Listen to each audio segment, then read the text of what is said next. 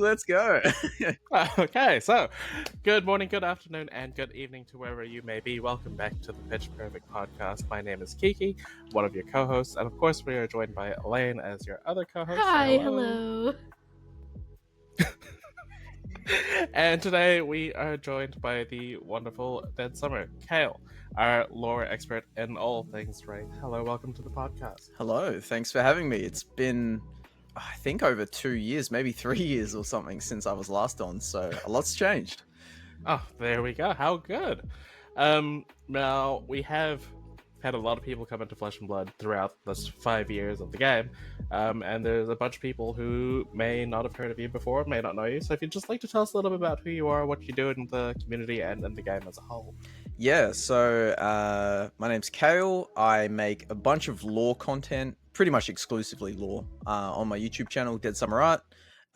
Very highly produced, edited content, lots of animated artwork, that sort of thing. Yeah, it's pretty much it. If you want to know about lore, I'm your guy. For sure. Very, like you said, it's very high production. Like, I've seen a lot of your videos now at this point, and yeah, this is definitely going to be like very low brow in comparison. This is I was and about casual. to say, like, much better than what we do here. But it's all important, you know, we're catering to everyone. But yeah, no, it's wonderful to have you. Been kind of like meaning to actually have a conversation with you, because I don't think we've ever talked outside of like text. Yeah, kind of this is our first time, I think. Yeah, I'm very excited. Okay. Yeah. So, as per usual, we're going to start our pod off with just our weeks in Flesh and Blood, a little description of like what we've kind of been up to in the week. Elaine, would you like to start us off? Yeah. Well, Fantastic yeah. week. No, I don't think I did it. This week has just been pure chaos and stress for me. I don't think I did anything fab related aside from like attempting to pick out some outfits for Osaka. That's it, I think. Anyway, you guys. In regards to my week, I've kind of been back and forth on a whole bunch of decks. Like, leading up to this point, I've been very like pro Verdant, and then at some point I just kind of gave up on the fact that like she was never going to quite be good enough for like a Worlds level event. I think I could be wrong. Somebody prove me wrong at Worlds, you know. Just do it because I love her. But yeah, so I'm kind of between other decks at the moment, still trying to decide, which is not a great feeling considering that like it's next week, and I haven't settled on a hero, let alone a deck list. But I did see that Yuki also is in a similar situation, but she was like choosing between 4 heroes, and that made me feel a lot better about myself in the sense that while her opinions are probably significantly more like what word am I looking for? Educated than mine. Like, she's put in a lot more work than I have into Worlds, and she is a lot more likely to win Worlds than I am. Yeah, I just kind of am struggling, but that's okay. I literally just had my friend come over just before to drop off like a whole bunch of cards from my deck, which I have yet to actually play either. I just have only been thinking about it in theory. So that's kind of been my week in Flesh and Blood. Yeah, preparing for Worlds. It's kind of stressful. But, you know, it's fine. It's okay. It'll be a great time. We'll get to hang out. What about yourself, Kale? Have you been up to much this week? So since my local community is pretty much dead and I'm in the stages of trying to resuscitate it, I've pretty much exclusively just been playing online on like Talisha. But I have been jamming a ton of games of Florian, just trying to test out a deck list. I think I've got over 150 games on Talisha of Florian. Currently sticking with like a mid-rangey type build where it's like block out early, keep your life total high, and then as soon as you've turned your hero ability online, you just start going hard. But yeah, that's pretty much exclusively what I do. I always try to play at least a couple games every day, so yeah, that's where I'm at the moment. I feel like that's the deck I'm most likely leaning towards. That's kind of what I've been preparing for. Yeah, no, I love that hero as well. Like, I think the Earth heroes just really resonate with me because I like a grindy sort of mid-range fab. But yeah, we'll see how that goes, I guess. Mm. Cool. So, as per usual, we have a lot of members of our community that are doing some fantastic stuff, and I realized that I copy-pasted the wrong one, so let me go No, I'm looking at the wrong thing. That's why it looks weird to me. Okay. Let's go to the actually more updated show notes. Real quick. Destroying the illusion of this. Breaking the fourth wall. Exactly. It's okay. Okay. So Mara didn't win a Battle Harden this week, as far as I'm aware, because that was the old show notes. But what we do have is we have one of our very own RXPL community members and sponsors as well. So Faboratorium. They had an interview with our favorite, sort of like, maybe not favorite, I don't know, we all have favorites, but with one of our I realize I don't want to like put any favoritism on them, like, because we all have our different, like, you know, we all have a dev that we maybe lean towards more, not, you know, like Jason Lai is my favorite personally, but yeah. I'm just waiting for Sable to put like that Jason Lai mentioned him. Yeah. Let's all go around and say our favorite dev. I'm joking. Yeah. Okay. One of our like top 20 Flesh and Blood devs. I don't know if there's 20 of them, but definitely one of them. Anyway, so Fabortium has an interview with Brian Gottlieb, I believe is how you pronounce the last name. So that's very exciting. It's kind of making its way around the socials. I'm looking forward to watching that when I get a chance. And speaking of making their way around the socials, Flesh and Blood Twitter is slowly becoming Flesh and Blood Bluesky. Fab Sky, I don't know. We should give it a name. And part of that is due to the massive efforts of Marcy on Bluesky, just absolutely retweeting everyone, putting everyone's like pointing everyone in the right direction. I think was it Tyler? I'm really bad with names. No. Yeah. Yeah. No, who's the one that made was it Tyler? Starter pack? That was Tyler. Yeah. Somebody fill in the gaps while I quickly search. Wait, what was the question? Who made the starter kit? I think it was Tyler. Loose leaf tea? Is that who we're talking Loose about? leaf tea, yeah. I think Tyler. so. That's Tyler. Tyler Loose. Yeah, shout out to you, Okay. Tyler, and the Cube website. Yep, there we go. Yeah, Yeah, it's okay. Tyler. Yeah, so did a fantastic job to make the starter kit for people to follow Flesh and Blood personalities that are super serious, such as us. Yes. Very serious. But also, yeah, Marcy's been doing a great job of promoting the Blue Sky to people that are coming in, making sure that they're well in touch with our Fab Sky community. So, yeah, shout outs to Fabortorium and Marcy for doing some excellent work in promoting our game within our community, ours specifically, and also our community as a whole of Flesh and Blood players and TCG players. Did you have anyone else you wanted to shout out? Anything you've been noticing in the community? Perchance? Me? I don't know. Just kind of everyone that's been jumping over to Blue Sky. It's so much like I was just like, okay, you know, I'll follow kind of where everyone else is, and Blue Sky just seems, you know, ethically kind of like a better place. But I'm actually like really surprised at like how nice it is over in Blue Sky. And originally I was like, oh, you know, I'll just go between Twitter and Blue Sky. I find myself checking Blue Sky way more often than Twitter now. So yeah, just shout out to everyone that makes Blue Sky such a nice, welcoming place to be. It's great. I'm loving it. Yeah, for sure. It's 100% really agree. great. I'm gonna echo that. It's really great. I haven't been on Twitter in like actively probably in like a month and a half, to be honest, aside from just like keeping up with content type of stuff. Made the switch to Blue Sky and revived my social media addiction. I'm joking, but when I downloaded it the first day, I was like, this is so fun. And I was like, okay, I'm not getting any work done, but like, this is fun. It just needs like a circles equivalent, and it's perfect. There's like no ads on there. It's great. I'm enjoying it. Yeah.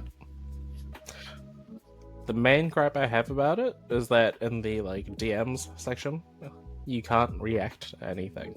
Or send no React pictures. option. Or send pictures. I didn't know that much. Actually, we talked about this. I should know this. I should remember this. But, you know, just something to make it feel a little bit more lively, I guess, in the chat. But that's something they can add on in the future, maybe, who knows. But we're not actually here to talk about Bluesky. We're here to talk about you. So, as I mentioned, we are kind of getting into the 5th anniversary of Flesh and Blood, and you've been here for almost the entirety of it, if I'm not mistaken? For the entirety of it. Not as a content creator, but yeah, since day one, I've been playing. Yeah, because I do remember seeing you around on the online kind of side of things earlier on, back when it was only on Facebook, maybe even. Yeah. At the time. Yeah. So, like I mentioned, you've been here since the very early days. How have you seen the game kind of grow at a local, national, international kind of level? Well, locally's been quite unusual for me, just because of the situation with like the game store I was working at, which is now closed down, unfortunately. So locals had to migrate from a game store to my gaming club, and then it's kind of died. So I'm going to ignore the local question on that part, just because it's so odd for me. But like internationally, it's been crazy just seeing the growth. Like, I remember when I first learned about the game before it even released, I was like, oh, I'll go check it out if there's a subreddit. And the subreddit at the time had 30 followers, which is crazy to think of. I was like comparing it to now with like how big, not just like the subreddit, but like the Discord and like the Facebook group, it's just crazy to see how much it's grown, and it just never seems to stop growing, which is really cool. Like, I always feel like I know the vast majority of people in the community, and then someone else pops up, you know, which is just awesome. Like, it never stops growing. It's never stagnant. It's always fresh and exciting. So, yeah. And then obviously, you know, with the ongoing support for like pro play and the increased prize pools, all that's increased. Because I remember back in the day, it was like a pretty big deal to have like a calling. You know, it still is now, but like we get quite a few in a year, whereas before it was like, oh, this is like, you know, one tournament every couple months. So yeah, it's great. I love how it's been going. Yeah, no, for sure. Back in the day, it's like there's one in Auckland, 2 in Australia, 1 in the States. That's for the year. That's it, kind of thing. Yeah, and just kind of building on what you mentioned, like every now and then they'll expand into a different country, and like I'll be like, oh wait, like the game's this big, and like we don't already have Mexico, like they're only just going into Japan. Like things like that kind of make me realize that like there's still more room for the game to grow, but it's like doing it right, and that's kind of exciting in its own way. And on the topic of growing and growth, like how have you found yourself growing as the game has gone on these 5 years? Like, has the game influenced your life at all? Have you grown as a person? Yeah, so it's really helped me to become a lot more social in real life. Like, I used to be very I mean, I still am introverted, but like I used to try and do all my gaming like online. And then when like Flesh and Blood sort of came into my life, I was like, okay, I have to play this in person, you know? So it kind of forced me to get out and about, which is really good. And I've become a lot more accustomed to heading out, you know, to my game club nowadays and just playing games with people. But yeah, I mean, just meeting, like being a content creator for Flesh and Blood, just having opportunities that I've been given to work with LSS and like other content creators, it's just so great. Like, I get to meet people all across the world that I feel like I'm very close friends with, and you know, they're on the other side of the world, which is just crazy, you know. Before Flesh and Blood, it was, you know, I only had maybe like 1 or 2 friends that were from like outside of Australia, and now it feels like I could just sort of pick up my phone and just message someone who's like in Europe or the US or you know, the UK, and just be like, hey, what's up, you know, and just yeah, have really good friendships with all these people. So it's been really good. And then of course I have to shout out the Rainbow Foils. Very welcoming community. This year, for those that don't know, I started identifying as non-binary, as you can probably see from the flag I got hanging on my chair. And yeah, rainbow foils have been extremely welcoming and very, very helpful in my journey of self-discovery. So shout out rainbow foils. That's beautiful. Yeah. I appreciate that. I'll accept that on behalf of the entire group. Yeah, take it. Okay, thank you for that. Now let's get to the meat of things. What the majority of, I imagine, the listeners of this episode are here for: lore. That's kind of what you're known for here in Flesh and Blood at this point. You do a lot of lore videos, lore content, ranging from people that are just diving into it and people that are super deep. Oh, you can't see how far deep this is because my hand is off the screen. Yeah, so firstly, why the lore? Like, why is this the main part of Flesh and Blood that appeals to you? You know, I thought about that a lot, and it's always really hard to pinpoint exactly what it is about fab lore that draws me in. I think it's being like a somewhat long-time D&D player. It's just very reminiscent of like D&D lore. Like the world building that they've got is kind of, it's obvious enough what they're trying to achieve with parts of the lore, but just vague enough that you're still asking questions. Yeah, I don't know what it is really. It's like, I've just liked fantasy for a long time, and yeah, just the lore is just so deep. There's all these unanswered questions, but they just give you enough to keep going on it. You know, at certain points I'd felt like, oh, you know, I don't quite know like where it's going. But they've obviously remedied that with like, you know, increasing the amount of lore that they do. Because back in the day, there was very little lore. Pretty much all we had to go on was the lore book. And then like a few smatterings on the website. But yeah, I'd probably say that's why I'm really gravitating towards the lore. So, and it's fun.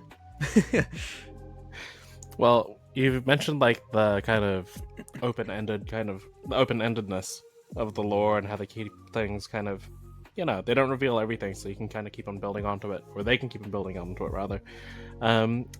Do you have any secret lore wishes? So kind of, I guess, how do we put it? Like anything that you want to see happen in the lore that kind of leads off of what we already have, or something that's just completely different, maybe even.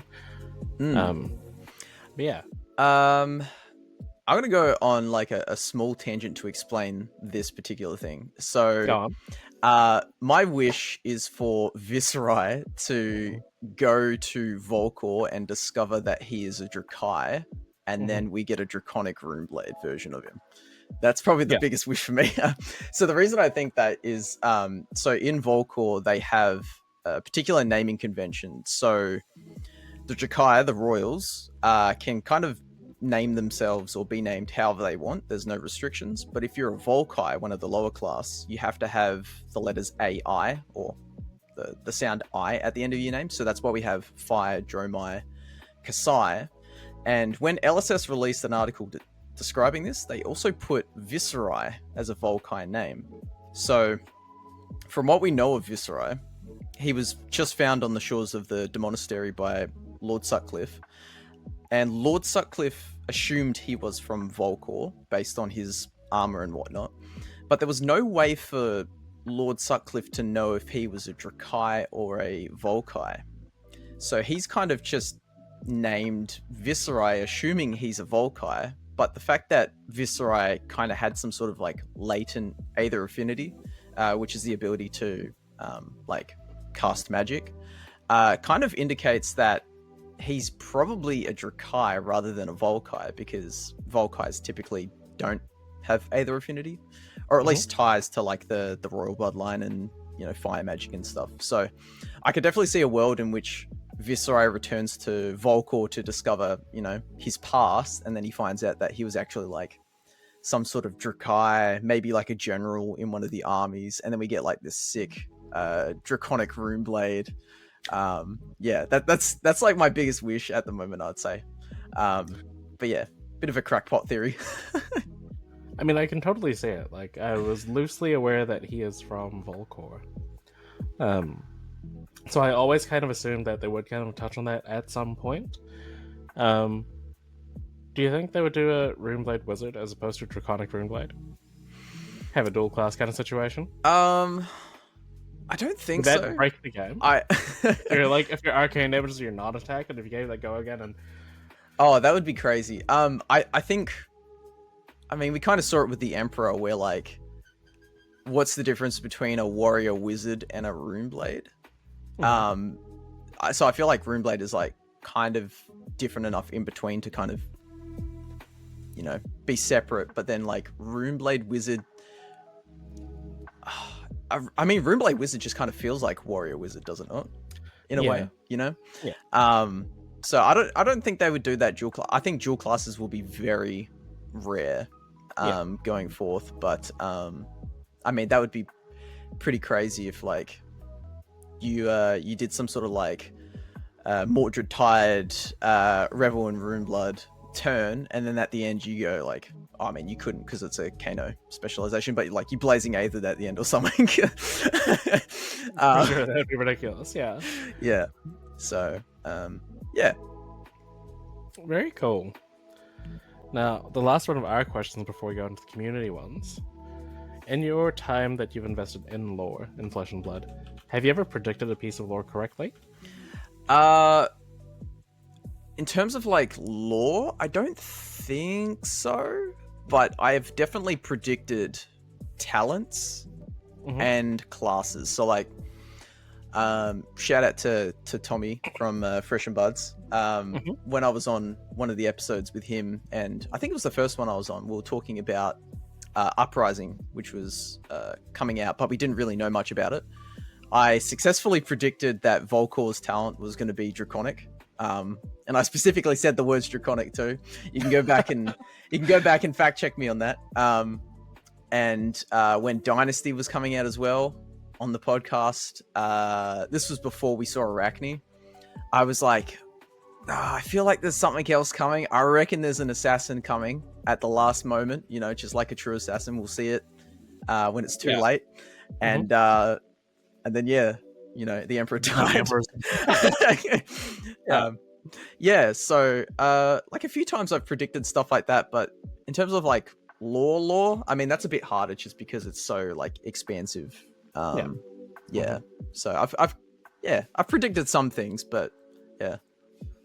That's really cool. Since you mentioned Tommy from Fresh and Buds, let's get on to his question. Neat kind of convenient segue there. So Tommy from @freshbuds.bsky.social says, which classes do you expect to be Essence of Ice if we ever get the Rosetta treatment of that side of the elemental talent? Obviously, we've already seen Ice Guardians, Ice Wizards. Do you expect any other classes to be kind of icy? That's a tough one because, I mean, so what do we have for the other elements? So for the Earth, we've got Runeblade Wizard, Guardian as well. Lightning, we've got Runeblade Wizard, Ranger. I still kind of expect Earth Ranger to appear at some point with the Amplifying Arrow art looking very earthy. That's true. And I mean, kind of following that similar train, I'm thinking maybe they would do like a purely Ice Ranger as well. Well, we need different classes. Where's the spice in that? Yeah, exactly. So, what I wonder if Ice Runeblade could be a thing. Maybe just because I'm very biased towards Runeblade, but like Ice Runeblade, what could they do? Like, just imagine how many tokens are going to be. Yeah, instead of making rune chants, it's all like, I could kind of picture them maybe like, maybe giving themselves frostbites, and then when they break it, it does something. Yeah, or maybe something like any unused rune chants at the end of your turn become frostbites. Ooh. That maybe. That could be interesting. Otherwise, I'm just going to say this shout out to Will from the Table Pier. I'm going to say Ice Ninja as well. Just because I know his YouTube series that's been mentioned before. And I just want to see Elemental Ninja. Like, that'd be sick. I always thought like Lightning Ninja would be really sick ever since I saw Lightning Press, because Lightning Press has flavor text from someone from the Crimson Haze, which is Ira's group. And I was like, oh man, Lightning Ninja. I mean, we kind of don't want a repeat of Zen, do we? No, a mix between Zen and Aurora seems kind of interesting. Yeah, it seems seems pretty crazy. But I could see them doing more of like a lightning type thing where maybe they're like bouncing attacks, kind of like Gorn in a Flash. So maybe less going wide and more like bouncing stuff and being tricksy. Maybe like bouncing defending cards after they've defended or something like that. But yeah, very neat. You're really good. I don't know if it's intentional or not of like giving me the segue to the next portion. Because the next question comes from Chromad, also on Bluesky. So you muted, by the way, Elaine. So I had chromad.bsky.social. Is Ira alive? I need answers after being deceived by that lore article artwork. Yeah, Ira's alive. So I think I might have been the person to kind of propagate this conspiracy theory that Ira was actually dead. Just because if you go and look at like Katsu's lore, there's a point where he talks to some people from the Crimson Haze, and they talk about the rival group, Aoi Scales, and how they've been opposed to their founders' ideals for centuries. And reading that makes you go, well, Ira's the founder of the Crimson Haze, and this guy said centuries. So is Ira centuries old? Like, it's kind of hard to tell. Are they talking about maybe Mistress Ikairu, which is the founder of Ira's clan? So I had kind of, I guess, propagated the idea that, you know, Ira's either dead or, you know, immortal to some extent. But with the recent lore article, she's definitely alive. It definitely seems like her story has taken place in recent years because her brother's still alive. So yeah, I think that we could probably put that theory to bed that she's dead or, you know, really old. But yeah, I was actually really, really glad to see them release a story for Ira after all these years, because all we ever had was just her initial hero story, which has been around since day one. Yeah, so it was very cool. Yeah. She's like one of the more iconic characters of Flesh and Blood purely because for a lot of people, she's like the first hero they experience, right? Like less so nowadays with the different products like the first strike text and whatever. But for a lot of people, the first time they've touched a Flesh and Blood card would have been the Ira starter deck, and that's like the kind of first hero they learn about.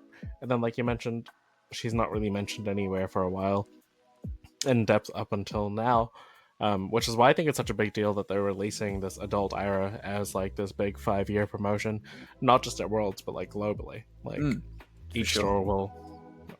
most stores, a large portion of stores will have a bunch of Iras to give out.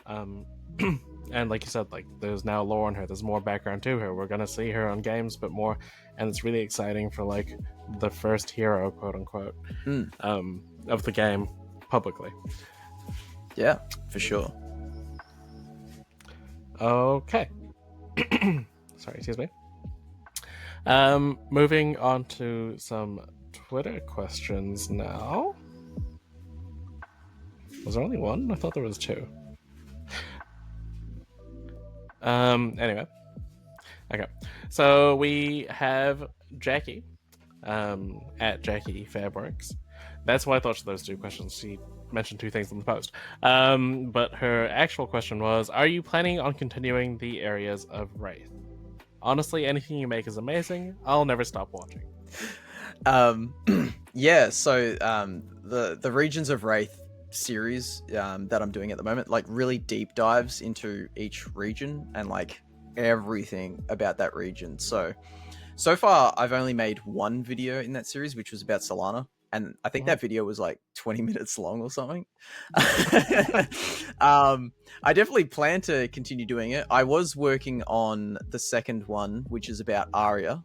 I've been working on that on and off for a little while now. But then I kind of put that on hold to do narration of the Rosetta lore, just because so many people were like, oh, I don't want you to, like, I saw on like a YouTube short I did where I was like discussing, oh, you know, there's cool Kasai lore that's just come out, yada yada, and someone's like, it was a little rude the way they said it, but I understand the sentiment. They were just like, oh, I don't care about being linked to the lore in the comments. I want you to read it for me. And I was like, really? Like, okay, like it's something I considered doing narrations. So I was like, I put a thing up on Twitter. I was like, would anyone be interested? And I just got like bombarded, and everyone's like, yes. So I was like, all right, I'll put everything on pause. I could do this fairly quickly. And yeah, that's how I did the narration video for Roots of Change. I got the second one lined up at the moment, just needing the person I got to do voice acting for Verdance to do some lines for me. But yeah, so I'm definitely planning to continue that. It'll probably be the next video that I have coming out outside of the narration will be the Arya video. And because we just got Rosetta as well, there's like a lot more information that we have. So it will be more accurate. So expect that soon. Again, kind of related.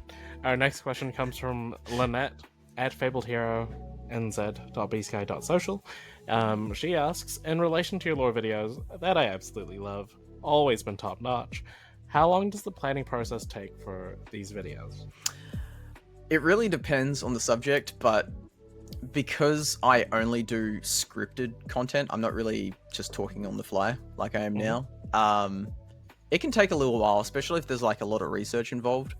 So I always have to, I'll kind of like write things down in my script that I'm like, okay, this is what I remember. And then I have to go and fact check it.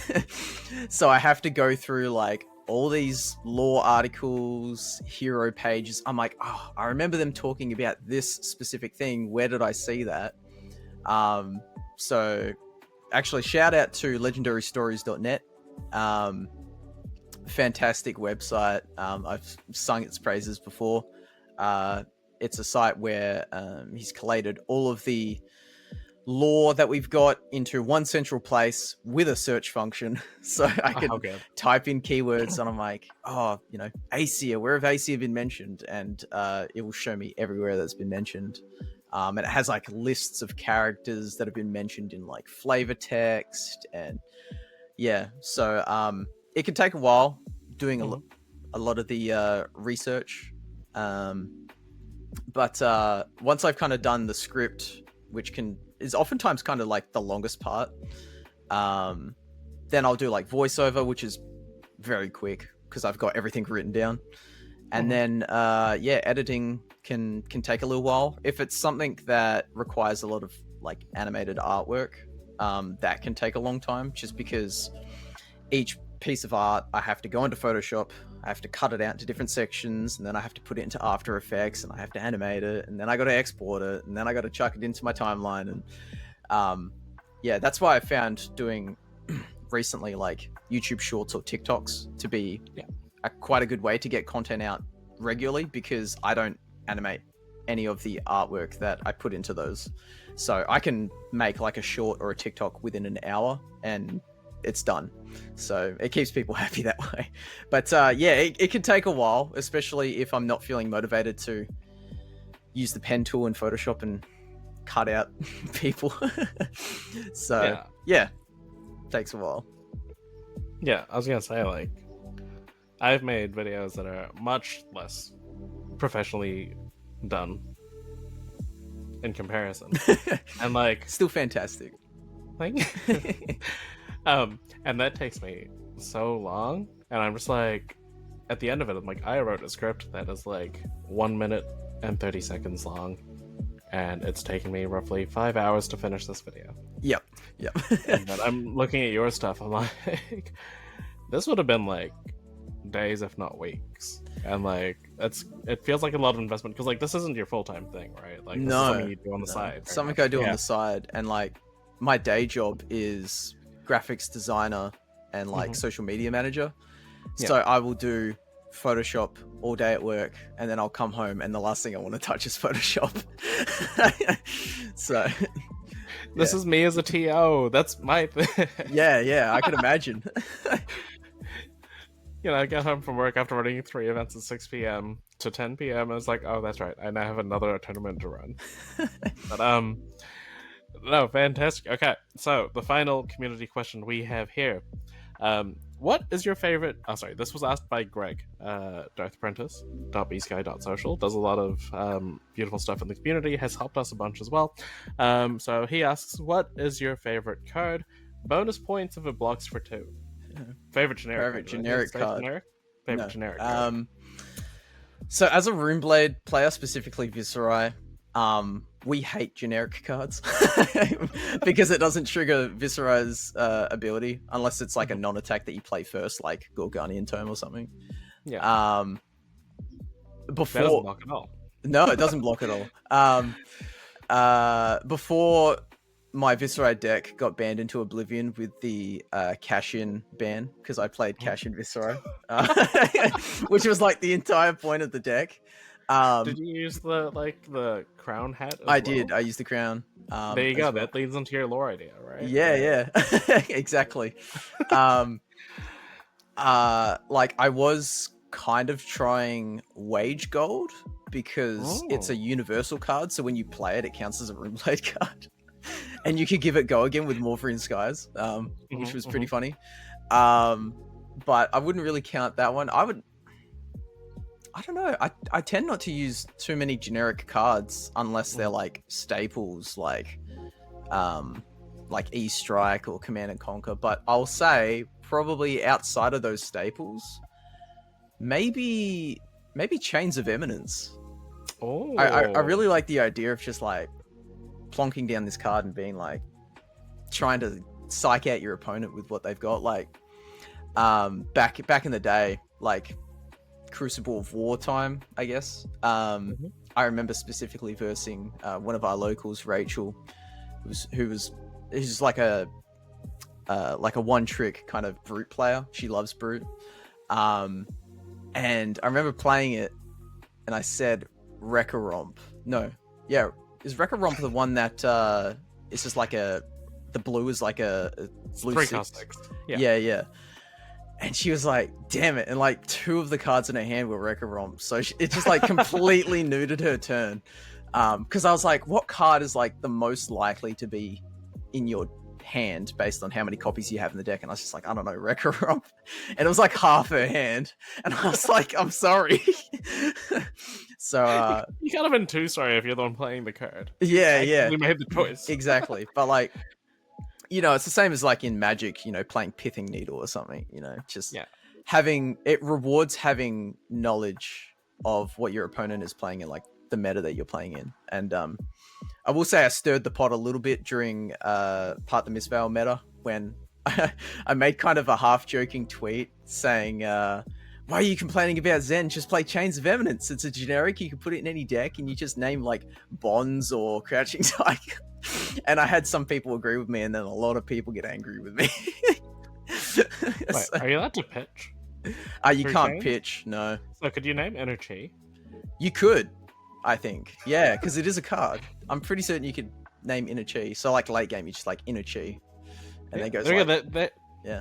Legitimate advice there. There you go. Yeah, I wasn't entirely wrong. And the important thing is your card blocks for 2. It does. Chains of Eminence blocks for 2. So that's my answer. Beautiful answer. So possible. I mean, we could always give it a moment to see if she's able to figure it out. I don't know if you edit these. Oh, you cut it? Yeah. Okay. Yeah. I was having some trouble with my mic, but it has been sorted. And it was also just great listening to the 2 of you talk. It was a great episode. I hope our listeners enjoy it as much as I did. But we kind of have like a fun little segment here we thought would be fun, where Kale is going to actually host a little mini trivia, lore trivia game show for Kiki and myself to answer.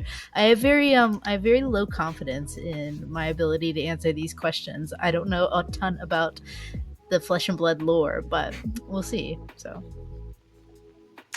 I feel like what I do know about the Flesh and Blood lore may or may not actually be true, in the sense that it might just be Mandela affecting myself. But who knows? We'll find out. Yeah, I guess we could kind of declare a winner for each question, even if it's wrong, just based on how funny it is or something. All right, well, if you guys are ready, I guess we do this trivia. So there's going to be I've got 12 questions written down. There's going to be some about the lore itself and some more about the meta, not so much like tournament meta, but just like meta knowledge about the game. Yeah, buzz in by making whatever noise you want.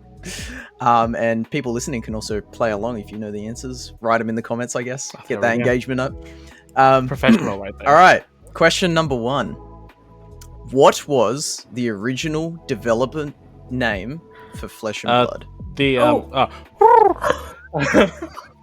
Deathmatch Arena? Or Deathmatch?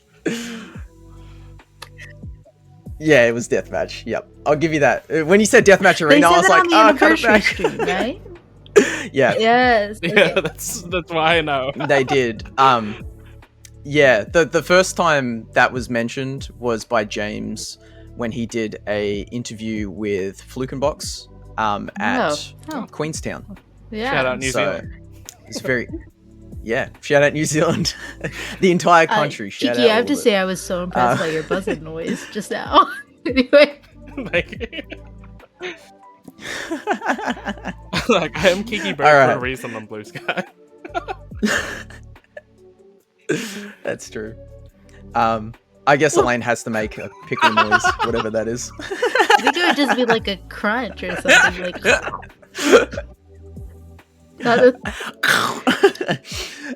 All right. Question 2. The Raven is the Aesir of what?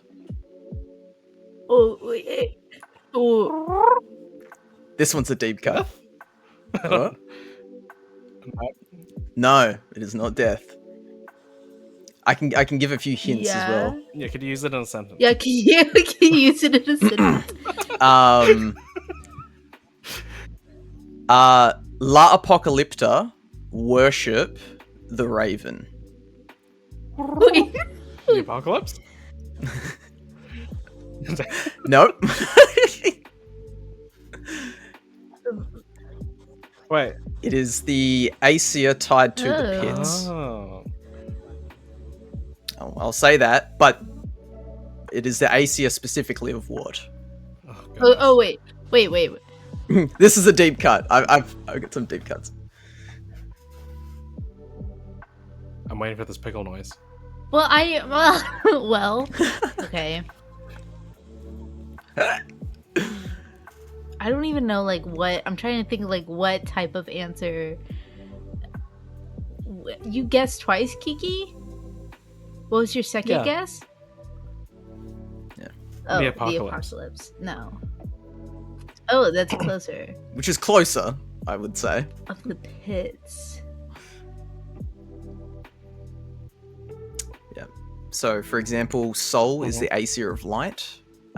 We don't know the name of the one for Volcor, but it's the Aesir of Flame. And this is the only other Aesir that we are currently aware of. The pits. Is it? No. Trash? Trash? No. No, not trash, unfortunately. Oh, goodness. This is a deep cut. I didn't even know. But it's... I'll say this is probably like one of, if not the hardest question.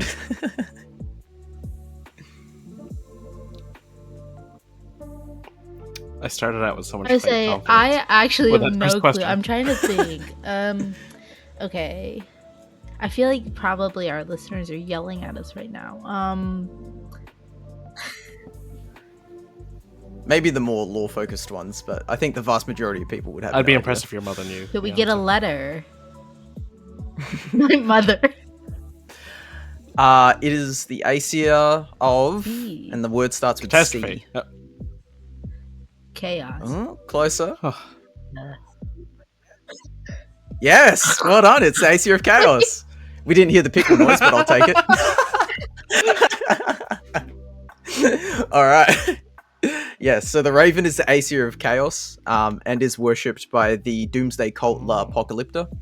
And their goal is to spread as much chaos as possible, because they believe by doing so they sturdy and toughen the world of Wraith before the inevitable return of the Aesir. That makes a lot of sense with like the aesthetics of Outsiders. Now that I think about it. Yeah. Yes. Yeah. Okay. Question number 3. This one might be a bit easier. Name one or more of the ancients that roamed Wraith during the Third Age. Is Yes. But I don't even know if this is the Olin? No. Maybe?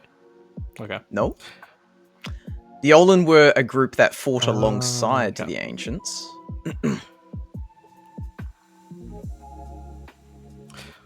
Are we allowed to Google? I would let you look at cards on like February or I'm something. gonna Google Rouse the Ancients. That has no flavor text. It does! Oh wait. Yeah. It does? Okay. Sorry, I shouted that. Well, it doesn't have a quote. But it just says, when the veil wanes, the ancients shall rise once more. Is like... But which Indeed. ones? What is like...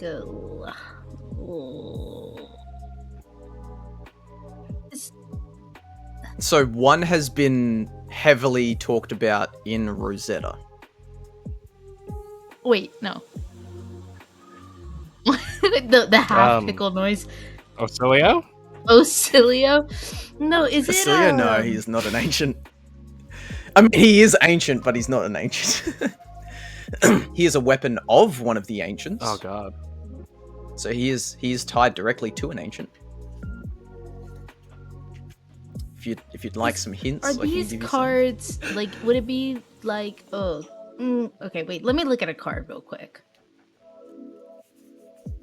I feel like I'm cheating by scrolling through this pile of chaff I have.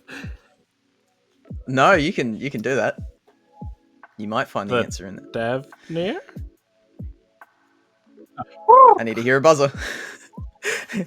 Yes, Davnir is one of the ancients. So Davnir was the ancient of Earth and Lightning. Oh, is there one tied to like each of the like Candlehold, Volthaven? But I was like, what? I Yes, knew like there they were is. tied to the pulses, right? Like in some way. Well, not specifically tied to the pulses, but like the elements are like, you know, corresponding. I guess bonus point for anyone that could name me another one, and I'll give you a hint. This other ancient is depicted on Enlightened Strike. Zeus. Oh god, I just keep on thinking of Zeus. I mean, it's basically Zeus, but that's not his name. And that card doesn't have No, flavor. that doesn't have flavor No. text. No, does not. Oh, so he's tied to.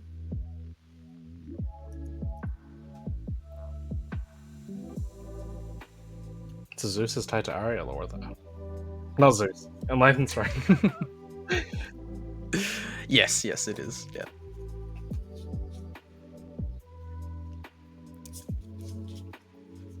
If you want, I can divulge the answer. Go ahead. Not a main one's crack. All right. So the one on Enlightened Strike is called Yavor, which is the ancient of thunder and ice, and then the other one is Eisen, which is the ancient of ice and earth. So, but yeah, Yavor is depicted on Enlightened Strike, and is also heavily tied to Ocilio. Ocilio is kind of like one of Yavor's weapons that was left behind by it when it died during the Battle for Wraith in the Third Age. So, and fun fact, the region around where Yavor died is called Enion, and Yavor's essence raised a bunch of land up into the sky, and that's how you get Vault Haven. So Vault Haven is tied heavily into Yavor. So Yavor's essence keeps it afloat. So there you go. Oh. Yeah. All right. This next question should be a lot easier. How many? No. Okay. This one is really easy. Trust me. How many Grand Magisters have existed in Solana's history? Is this a trick question? What? Okay. It is not one. How many Grand Magisters have existed in Solana's history?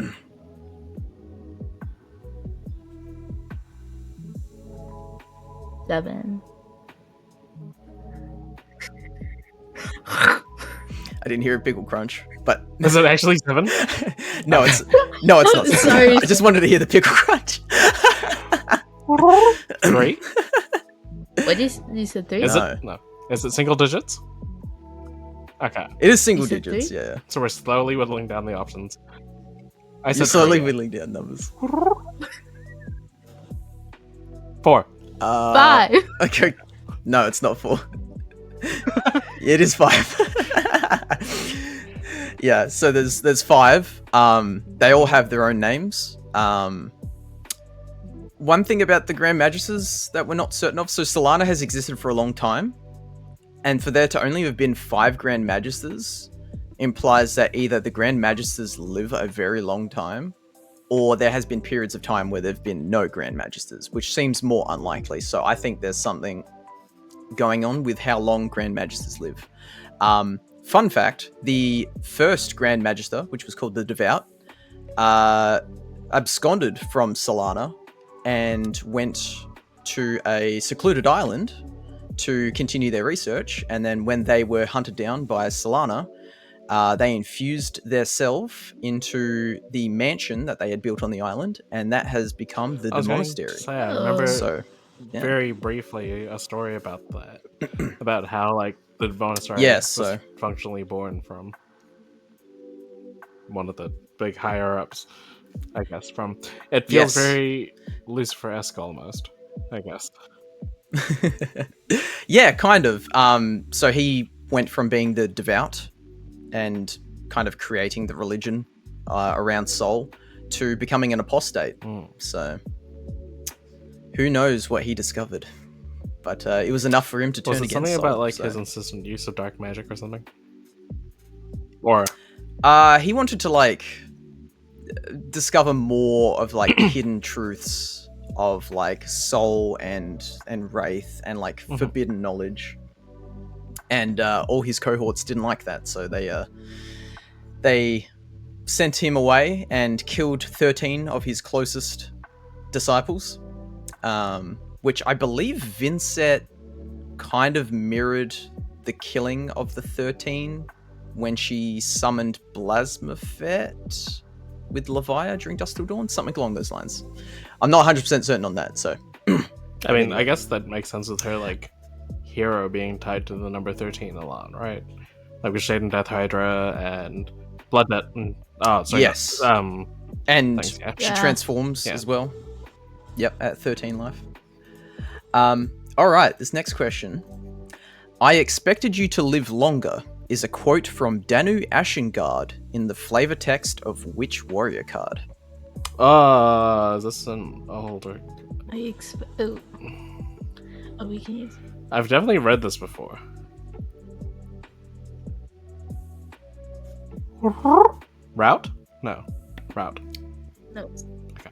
No. I don't think Rat has flavor text. I think it has too much reprise text. I'm trying to win a game. Okay, so it's a warrior card that doesn't have one of our normal heroes on the art, most likely. No. Is it from Gosh, what's the heavy hitters?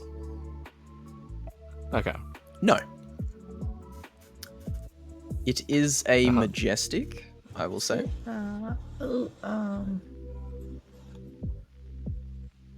What was the name of the character again? Danu Ashengard. Is this gosh, on the horse thing.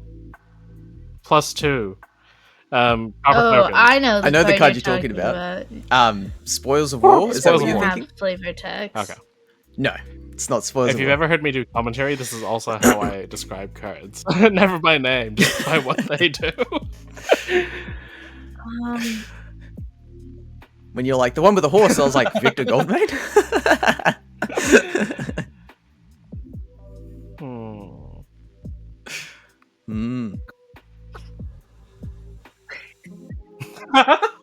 Yes, I kind of just heard the pickle crunch a little bit. It is Spill Blood. Yep. Axes you control gain dominate this turn. And maybe power? I don't know if they get power. Yeah, That was my they first get guess. I was +2. like, nah. It's going to be Spoils of War. Or it's going to be +2 and go get and make copper tokens. Alright, well done, well done. Alright. Now, if either of you have watched some of my videos, you might know the answer to this question. Which character is responsible for the creation of Viscerae? Wait. Is it Lord Sutcliffe? Kiki? Okay. It is Lord Sutcliffe. I knew that one. I was Well done. gonna ask a clarification question if it was a hero or not a hero because I thought it. Okay. All right. As a hero, is it James White? James White. That's why I said why I said character. Because yeah, I mean it would be sick if he was a hero. James White. Lord Sutcliffe. I mean, Lord Sutcliffe. I mean, I've thought of the idea of like a cool like learn to play promo that could be given out. James that's like White. a mentor, and it's just James White, That'd be and it's cool. like a generic mentor. That'd be cool. All right. Next question. Teklovossen is responsible for the creation of what energy source within metrics? Hey, I feel like I should know this. can you stop knocking stuff off the table? Rachel's gonna be so disappointed with me for not just immediately answering. Is it? I also feel like I do feel like I know this.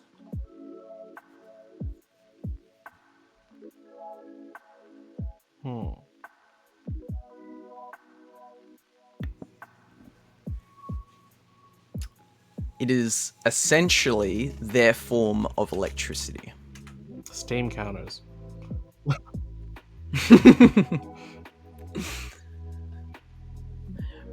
Yeah, it's essentially electricity, but they've named Is it it something in different. a card name or is it just something from the lore? It is not in a card name, at least that I'm aware of.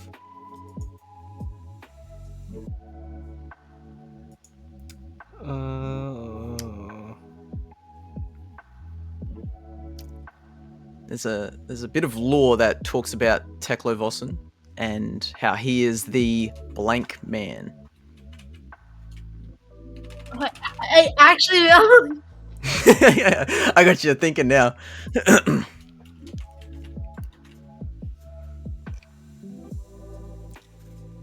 I don't think you'll find help on a card. Dang. I was hoping it's in Teklovossen's workshop, but it doesn't. I also checked No, Teklovossen's workshop. unfortunately not. Wait, I remember that being on an article, now that you mention it, I think. That phrase. Jules Teklovossen, the blank man.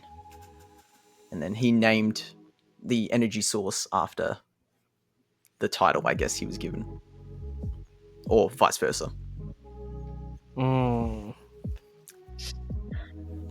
I'll give you the first letter. It starts with D.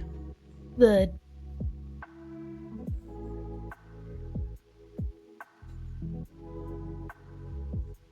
D. You're Wonder just how many people screaming at listening are at just the screaming. phone.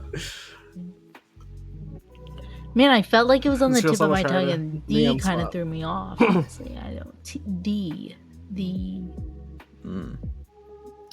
If you feel like you won't get it, I can give the answer. I concede. Okay, I'll give up. What about you, Kiki? Dynamism. He is the dynamic man. That's right. So essentially, he discovered electricity, but he called it dynamism. And that is the main sort of energy source that Tekla Industries uses when compared to Cogworks, which is all still kind of steam powered. So, yes. Next question. This should be a lot easier, hopefully. What hero was the first hero to hit Living Legend in any format? Viscerai Blitz. That was really good. Damn, that was quick. Yep, that's the answer. I was speaking about this to someone yesterday. I missed the word there. Well, just because they were like, I'm surprised Viscerai hasn't been Living Legend yet. And I was like, he has in Blitz. And just Scalata. Yeah, the very first. Yeah, crazy. Yep, crazy card. How I missed that card. I don't. That was so fast. Yeah, that's fair. Could you imagine that with Florian? Please. Oh, actually, boy. like, what would he use it for? He doesn't make... Germinate. I mean, you save up a bunch, and then you, like, germinate with Scalita and make, like, a billion. So I'm advocating for the unbanning of Leche Scalata right now. Or you could play it in Living Legend, I guess. All right. Next question. What was Bravo's original name during development? Brevant. Yes. And not It Casanova. was. What was it? Casanova. Yes, there was a period of time. I don't know if this is still true or not, especially if it's being put out there. But if you could download all the heroes' images on the FAB TCG website or something, and they all had their names on there as like the name file, except for Bravo, which was Casanova. So there was this rumor for a while. Yeah, there was a rumor for a while that was his original name. What was it? Yeah, Brevant. Yeah. Oh, But it is Brevant. Wait, I didn't know that. And then obviously we got Brevant in Round the Table. Speaking on that, like looking at the hero art and seeing names, I think it might still be there, but if you download the Young Viscerai artwork, it says Young Malthus. And I did actually ask James White about this on Twitter, and he did respond. Malthus, I believe, was he responded that it was Viscerai's name during development. Interesting.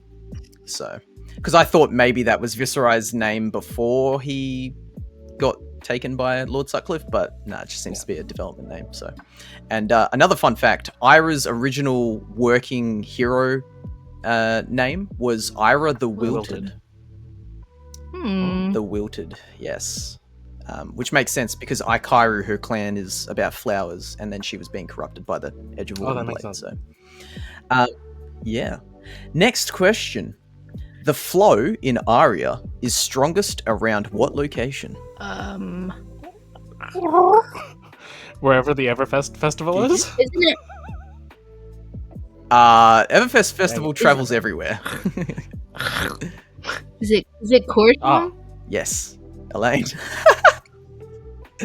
It is Corsham. Realized as soon as you crunched, I'm like, oh god damn. Corsham, the crossroad of elements. Yes, is where the flow is strongest. Most up until recently, when the barrier between Aria and the rest of Wraith has started to wane and people can actually make their way in normally, the way people got into Aria was they would kind of get teleported by Corsham and they would wake up at the base of the tree, and they're suddenly in Aria. So Corsham was kind of like deciding who was allowed to come into Aria. I did say the only part of the legend legendary stories article I've read. It's like I've read the Tales portion, the Aria portion, like 3 times. So. Awesome. All right. Second last question. Who is the first hero character to canonically die in the lore? The Emperor? Kiki? Oh. It is the Emperor. And to this day, the only one that has died, per se. Some could make an argument That's what for I was gonna Viscerai, say. but I mean... Some might have made an argument for Ira. Yep, some, but unfortunately, I think that's been dispelled at this point. So none of the characters on Nourishing Emptiness are actually dead yet, right? No. So for people that don't know what Kiki's talking about, in the artwork for Nourishing Emptiness, there is like a tapestry in the background that depicts a lot of heroes dying in some way. So like, I think Azalea's being like eaten by wolves. I think Bravo's on like a plank of a ship about to jump into like a shark-infested waters. But none of those heroes have died. I'd say Dorinthia has like a spear through. Maybe. I mean, it's very hard to it's tell. the cliff. Yeah. And Katsu has like a bunch of arrows. Yes, Dorinthia has a spear. There's Katsu on there, yeah. So. Yeah, and I think Kano's on there too, burning up. Kano's I could be wrong, but yeah. So it's hard to say what that card was depicting specifically, but we haven't seen any of that yet. And I feel like they're very hesitant to kill off heroes because people don't want their favorite hero to die. Especially but we'll see what they do. Post-banning version. Sorry, their post-banning version is Living Legend, right? Like they're still kind of alive. Yeah. Yeah, exactly. All right. And the final question, how are Dromai and Phi related? Siblings? Close. I'll let Elaine answer cousins? this. They're not siblings, though. Nope. Siblings is close. I'm looking for a little bit more. Siblings? Adopted? Oh, okay. Adopted siblings. They are. So they're not blood related, and they're not related through marriage. So essentially, Dromai, after Dromai's parents were killed, was taken in by, I believe, Phi's father's name was Yin of the Forest of Flames, and was basically adopted into the family. So they became adopted siblings. And then when Dromai kind of realized that she was half Drakai, and the Drakai came to get her because she is of royal descent to some extent, she basically burnt down. Well, I don't know if she specifically burnt down, but in the artwork of Burn Away, you see her kind of reminiscing on that moment where she's leaving the village that she was sort of adopted into. And Phi is left to pick up the pieces. So that's why they are at odds with one another. But I reckon we could see them teaming up in the near future based on the Emperor being dead and everything. But yeah. So that's all the questions I came up with. Some were quite tricky, obviously. And then some were easier. But I think you guys had fun with that. So. As soon as it was about like the game and the physical context of our world, I was like, I know this one. Yeah, that's why I decided to include those questions, just because, you know, I'm sure, you know, you knew some of it, so. Yeah, that was a lot of fun. Yeah. Thank you for doing that. No worries. Very cool to kind of do different sort of segments on here and stuff. You know, we're just trying out a bunch of different things. Giving different experiences to our viewers and stuff. And I absolutely loved that you were patient with us throughout that. It was great. It was fantastic. I love just getting to talk with people, no matter what form it is. So, yeah, thank you for having me on. It was very good, and I'm glad to be back on after so many years. Welcome back. So. Yes, welcome back. Yeah. Thanks for coming back. This was fun. I enjoyed listening. And talking. This was fun. And thank you for preparing trivia questions for us. I feel like I learned a bit. I learned that I need to learn more. That's your reason now to go out and read more of the lore. So next time I do a lore quiz, you can answer some more questions. This isn't just aimed at us as well, you know. Like Kale might be giving you a quiz. Any of you watching right now, spontaneously. So you best be prepared. Because you don't want to look. Yep. I'll just DM a random follower of mine and be like, "What's the answer You to don't this?" want to look like Elaine. Pop quiz. And if you don't answer it, you're getting blocked. If you follow me, you have to know some lore. Cool. Speaking of following, where can we find you on socials? You can find me on pretty much the main social medias. So, like, obviously YouTube, DeadSummerArt, X/Twitter, Bluesky, obviously, we talked about. I am on Facebook, kind of. I do have a Facebook page. I try to keep stuff up to date on there. I've also got Instagram, but I never post on it. TikTok as well. I've got shorts on there.